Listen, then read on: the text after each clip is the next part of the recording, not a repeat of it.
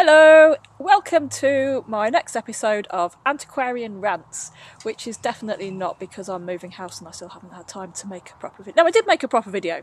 I made one with Mr. WC21 and I hope you enjoyed it. So, today I'm going to talk about the protection of heritage. And I'm going to start with a story.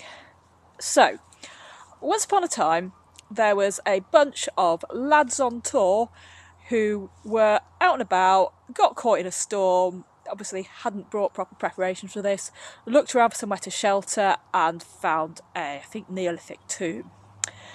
They may have had too much to drink, they certainly didn't respect the place, they covered it in inane graffiti. It was offensive to women, it was just silly, they carved their names, they carved all sorts of really just daft messages, and like the place was absolutely covered in their graffiti.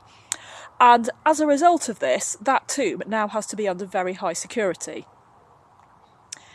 because the graffiti is actually the largest collection of runic inscriptions outside Scandinavia. You weren't expecting that plot twist, were you? No, the lads on tour were actually a bunch of Viking pilgrims. And the tomb was Maes Howe, which itself is a very significant tomb, but the runic graffiti is actually considered even more historically significant, despite the fact that it's probably a couple of thousand years later.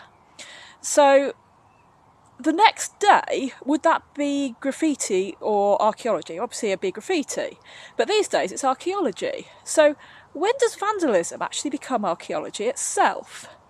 Now, it's a difficult topic because I absolutely don't want to advocate going out there and vandalising any ancient sites. But I think it is also important to take into account that these sites evolve and later things can actually become important. So some that are on the cusp of it is the Victorians had a thing of rich people going out for a picnic to an ancient site and bringing their stonemason to carve their initials into it, which at the time, again, probably vandalism, but now it's starting to border on archaeology. So, yeah, where do you draw the line? I don't think there is a very clear one. I think anything that actively damages the site is probably bad, but yeah, don't do that, please. But there are a couple of cases, again, where that has been kind of useful.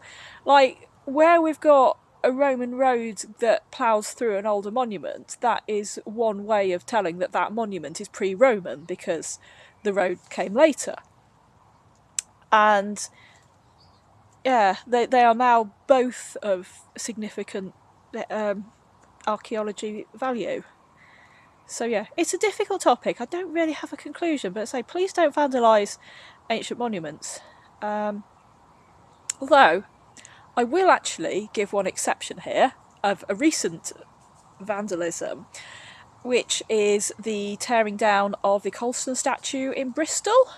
Now, as someone who lived in Bristol for 4 years, I can't say that statue taught me much about history, but seeing on the news about it being torn down by Black Lives Matter, that I felt like I was actually seeing a historic event unfolding, and it was like the most Bristolian thing I've ever seen.